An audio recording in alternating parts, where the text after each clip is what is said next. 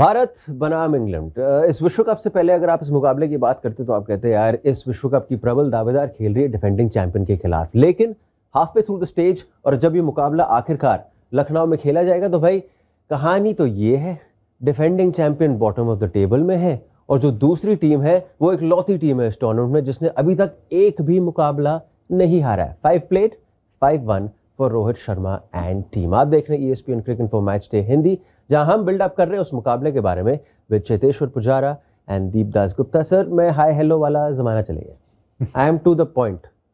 लखनऊ में मुकाबला है चेतेश्वर, आपका कॉम्बिनेशन क्या होगा? आप अभी भी 3 तेज गेंदबाज के साथ रहेंगे और 2 स्पिनर्स, या आप 3 स्पिनर्स या 2 तेज गेंदबाज? I think same combination, 3 seamer और 2 स्पिनर। टीम में कोई बदलाव की ज़रूरत नहीं अनलेस हार्दिक फिट है और वो नंबर 6 पे आते हैं सूर्या की जगह पे। बट अगर वो फिट नहीं है तो सूर्य कुमार यादव शुड कंटिन्यू कि वो 6 नंबर पे बल्लेबाजी करे। 5 जो गेंदबाज थे वही कॉम्बिनेशन के साथ जाना चाहिए।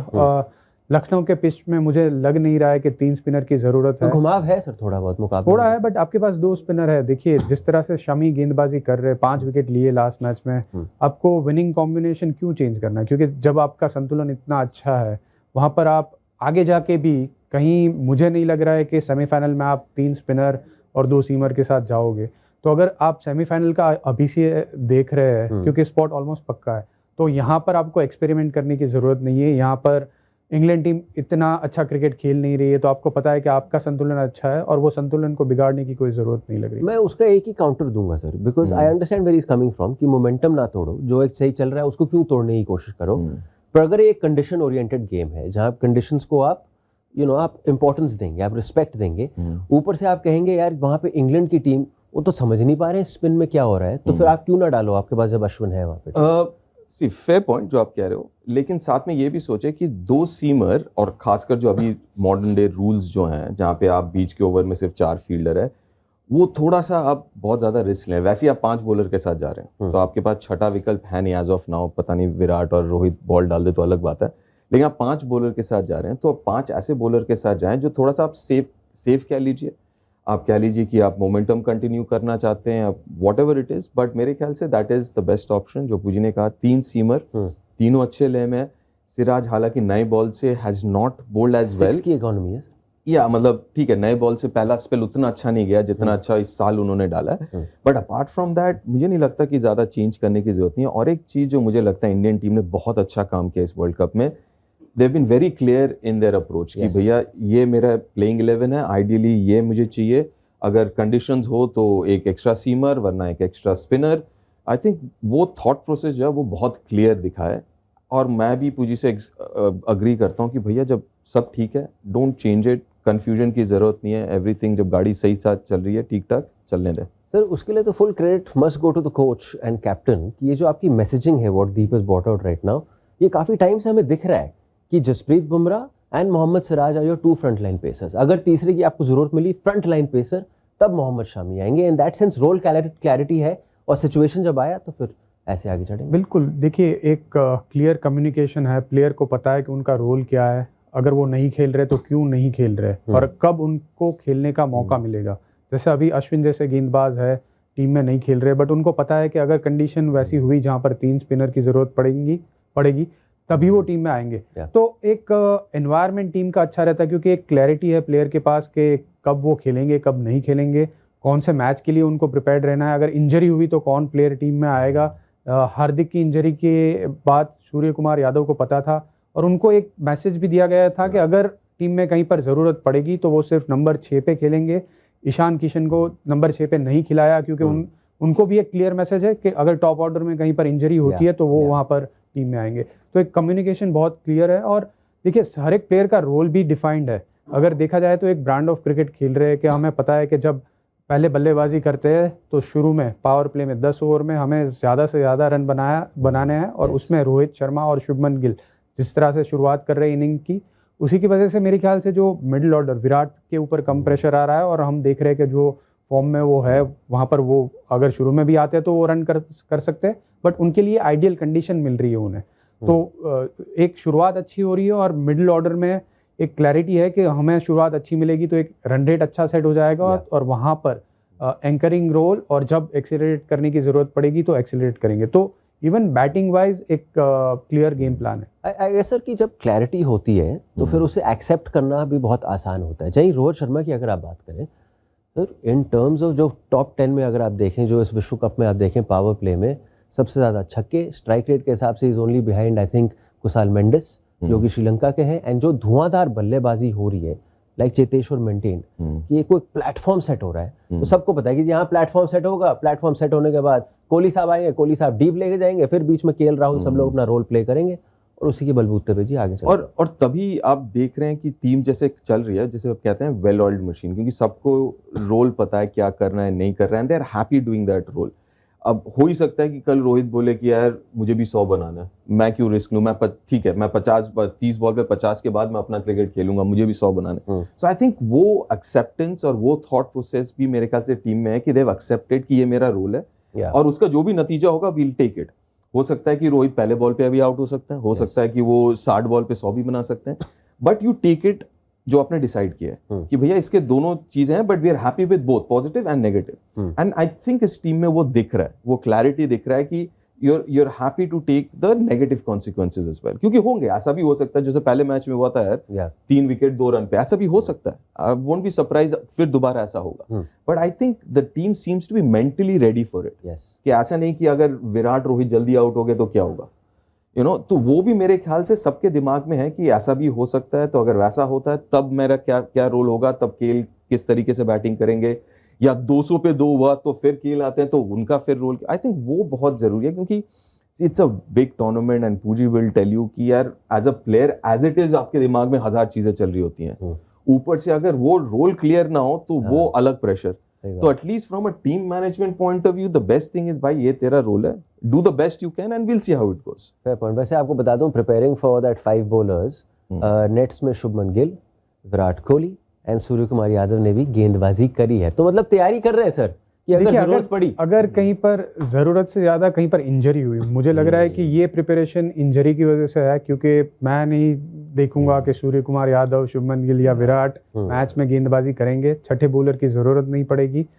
बट कहीं ना कहीं अगर इंजरी होती है और 2-3 ओवर किसी को डालने की जरूरत पड़ी तो वहां पर किसी ने अगर गेंदबाजी नहीं करी है नेट्स में तो वो प्रिपेयर्ड नहीं रहेंगे। तो वहाँ पर मुझे लग रहा है कि ये अच्छी कॉल है और ये मोर ऑफन करते रहना चाहिए, क्योंकि हमारे बल्लेबाज हैं वो गेंदबाजी नहीं करते हैं। जैसे ग्लेन फिलिप्स की बात करें कि न्यूजीलैंड में मतलब वो बल्लेबाज से गेंदबाज बने हैं, जो जिस तरह से उन्होंने मैच में 3 विकेट लिए और 10 ओवर डाले, पर वो नेट्स में इतनी गेंदबाजी करते हैं तो वो पार्ट टाइमर से थोड़े गेंदबाजी की तरफ गए हैं। तो वैसी ज़रूरत हमारी टीम में भी है और वैसे शुरुआत अभी हो रही है और आगे जाके देखेंगे कि शुभमन गिल ज़्यादा गेंदबाजी करेंगे, मेरे ख्याल से सूर्य कुमार और गेंदबाजी करेंगे, तो कहीं ना कहीं 2-3 ओवर कहीं ये सिर्फ विश्व कप में नहीं बट इवन आगे जाते अगर किसी की ज़रूरत पड़ी तो वो थोड़ी गेंदबाजी कर सके। वही गेंदबाजी की अगर हमने रोल्स की बात करी, जसप्रीत बुमराह सर विकेट चलो ले रहे हैं, 1 या 2 विकेट ले रहे हैं, but not tearing through the attack in that sense. अगर इकोनॉमी देखो आप, less than 3 in that first 10, और उसके बाद वो उसका खामियाजा तो मतलब वो कहते हैं डिश प्लेट में मिलती है कुलदीप यादव को कि जी आओ लपेट के परोस के जाओ। ये तभी तो ये टीम गेम है ना, कि सबका अपना अपना रोल है। अब ठीक है, Bumrah has been absolutely brilliant, I mean listen he is the best in the world right now across formats, but there is a possibility कि एक दिन हो सकता है मार खाए, हर रोज थोड़ी ना वो 10 ओवर में 40 देगा, हो सकता है एक दिन बुरा जा सकता है, उस दिन फिर कुलदीप आएगा। बीच में अगर आप देखो 2 मैचेस ऐसे गए हैं कि शुरुआत में विकेट नहीं मिली, लेकिन बीच के ओवर में कुलदीप आया, सिराज पाकिस्तान के साथ आया, तो that is the good part कि कोई ना कोई कर रहा है काम। तो ऐसा नहीं कि नॉट सेइंग कि एकदम जैसा प्लान किया था, स्क्रिप्ट था और दिमाग में जैसा था वैसे ही चल रहा है। जब भी ऊपर नीचे होता है somebody stepping up and saying कि चल यार आज उसका दिन नहीं था तो मैं कर लेता हूँ। So that way that's the reason ये team is looking unbeatable as well, क्योंकि like I said कोई ना कोई कर ही रहा है यार। 2 पे 3 पहले मैच में केएल विराट आके रन बना दिया, उसके बाद से रोहित प्लेटफॉर्म बना रहा है, शुभमन प्लेटफॉर्म बना रहा है, शुभमन बीमार हुआ तो कोई और आके फिर रन बना देता है, यू नो। ईशान को मौका मिला 2 में से 1 में रन बना दिया उसने भी। बॉलिंग में अगर सिराज नए से विकेट नहीं ले रहा तो फिर सिराज सेकंड स्पेल में आके विकेट ले लेता है, शामी को 1 मौका मिलता है वो 5 विकेट ले लेता है। आपको पता है घर पे दादिया क्या बोलती है सुन के, नजर ना लगे बस पकड़ के रखो उनको, नजर ना लगे बिल्कुल भी, बिकॉज इतना अच्छा चल रहा है सर इन दैट एस्पेक्ट। क्योंकि दूसरी ओर अगर देखें डिफेंडिंग चैंपियंस इंग्लैंड, 15 के 15 खिलाड़ी आपने आजमा लिए. If you were in that England camp, एक तो भूल जाओ कि आप सेमीफाइनल के लिए आप खेल रहे हो, राइट? अब तो आप बस जा रहे हो मुकाबले. देखिए आउटसाइड चांस है इंग्लैंड के लिए, अभी एकदम बाहर नहीं हुआ है क्योंकि आज न्यूजीलैंड हार गई है. बट देखिए इंग्लैंड की बात करें तो कहीं ना कहीं उनका अप्रोच ठीक नहीं है. जिस तरह से उन्होंने एक बात करी है कि अगर हम हारेंगे तो भी हम पॉजिटिव खेलते हुए हारेंगे, शॉट्स खेल के हारेंगे, तो वो कहीं ना कहीं अच्छा मैसेज नहीं है क्योंकि अल्टीमेटली आपको रिजल्ट चाहिए, अल्टीमेटली आपको टीम को जिताना है. तो आप किस तरह खेल के हार रहे हो वो मायने नहीं रखता है, किस तरह आप खेल के जीत सकते हो वो ज़रूरी होता है. और वो कहीं ना कहीं उनको ढूंढना होगा क्योंकि आप सिर्फ एक गियर में गाड़ी नहीं चला सकते. वनडे क्रिकेट में हमने देखा है न्यूजीलैंड ने भी जिस तरह से इनिंग को पेश की, वो साउथ अफ्रीका नहीं कर पा रही है चेज करते हुए. बट इंग्लैंड को कहीं ना कहीं वो समझना होगा कि वो किस तरह से इनिंग को बिल्ड कर सकते हैं क्योंकि आप सिर्फ अगर मारने के माइंडसेट में है वनडे क्रिकेट में, खास करके अगर T20 में वो माइंडसेट है तो फिर भी चल जाता है. बट वनडे क्रिकेट में कहीं ना कहीं आपको संभल के खेलना होता है. आपके पास समय भी बहुत ज़्यादा होता है, जितना आप सोचते हो उससे काफ़ी ज़्यादा समय है. और वहाँ पर उनके बल्लेबाज मेरे ख्याल से बहुत ज़्यादा अग्रेसिव खेल रहे हैं, बहुत ज़्यादा शॉट्स खेल रहे हैं और शुरू में बहुत ज़्यादा विकेट गंवा रहे हैं. और उसके बाद अगर आप पहले 15 ओवर में 3-4 विकेट गंवा देते हो तो मैच में वापस आना बहुत ही मुश्किल हो जाता है. सॉरी नहीं, just to take that point forward, Joe Root और डेविड मलाना ऐसे दो बल्लेबाज हैं जो एक्चुअली जिनको आप कह सकते हो कि बड़ा इनिंग्स खेल सकते हैं, 100-120. और अगर आपको 300-320 बनाना है तो 100 तो चाहिए. और जो रूट और मलान दो ऐसे बल्लेबाज है, आप देखें जो भी सक्सेस मिला है इन दोनों के रन से मिला है. ये दोनों अगर रन नहीं बनाएंगे, और जैसे पूजी ने कहा कि अगर वो लोग भी उसी माइंडसेट से खेले जैसे लियम लिविंगस्टन खेलते हैं, हैरी ब्रूक खेलते हैं, देन इट्स अ प्रॉब्लम. कोई ना कोई हर एक टीम में अगर उठा के देख लो जो अग्रेसिव भी खेलता है, कोई एक बंदा होता है कि जो वो ग्लू वाला काम करता है. इनके टीम में है, लेकिन वो भी अप्रोच अलग से, जैसे पूजी कह रहे हैं कि वो भी हैरी ब्रूक जैसा खेल रहे हैं, वो भी लियम लिविंगस्टन जैसा खेल रहे हैं. जो रूट अगर खेले 30-35-40 ओवर तक, then this would be a different situation. और ऊपर से जो बॉलिंग है, अगर मैं वही 2019 का मैं टीम देख रहा था, नहीं दिख रहा सर उसमें. एक तो मुझे ये समझ में नहीं आ रहा कि लाइक यू सेड कि अप्रोच क्या है उनका. पहले 3 मैचेस में Rashid was coming at number 10 कि भैया ठीक है, मतलब वो अप्रोच है कि आप जितना मर्जी रन बना लो हम चेज कर लेंगे. फिर अचानक बेन स्टोक्स आए तो फिर राशिद 8 पे आ गए. तो वो क्लैरिटी जो हम इंडिया की बात कर रहे हैं, क्लैरिटी, वो क्लैरिटी बिल्कुल ही नहीं दिख रहा है इंग्लैंड टीम में. कि ये 5-6 मैचेस में इतना ऊपर नीचे हुआ है, प्लेस सिलेक्शन. ठीक है, मैं समझ सकता हूँ कि आप हार रहे हैं तो थोड़े चेंजेस होंगे, लेकिन यू कांट चेंज जो बेसिक नेचर है आपके खेलने का. और कहीं ना कहीं जैसे पूजी ने कहा, I don't see they actually that it seems कि दे आर कंफ्यूज कि है क्या, what is the right approach in these conditions. कि देखिए आप इंडिया में आए तो वो कंडीशंस नहीं होंगे जो आपको 2019 में इंग्लैंड में मिले थे. वो आपने कहा कि भैया वो लाइन के थ्रू मैंने मार दिया, बस बॉल को देखा और मार दिया, ना टर्न होगा ना स्विंग होगा, वैसा नहीं है. टर्न भी होगा, थोड़ा सा रुक के भी आएगा बीच के ओवरों में. तो यू नीड दो सॉफ्टर स्किल्स.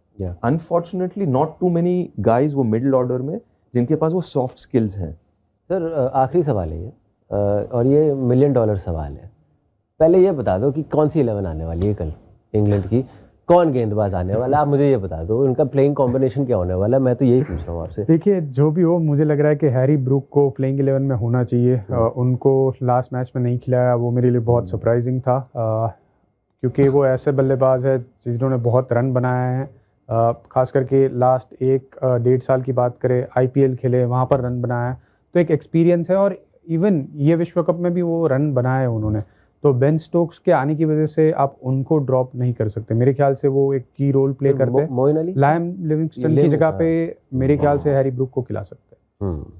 एक तो वो बेन स्टोक्स वाला भी इट्स अ कनंड्रम कि आपको पता है कि आपका सबसे बड़ा प्लेयर या सबसे एनिग्मेटिक प्लेयर है वो, लेकिन वो बॉल नहीं डाल रहे. तो जैसे ही वो आते हैं तो आपका पूरा कॉम्बिनेशन चेंज हो जाता है. फिर आप सैम करन को भी नहीं खिला पाते, फिर आप जो दूसरे वोक्स भी नहीं खेल पाते.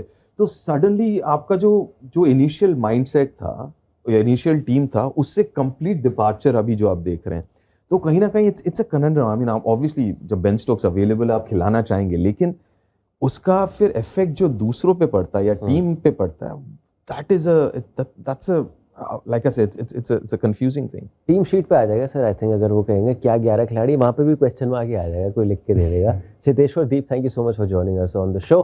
आप देख रहे थे ESPN Cricinfo match day Hindi.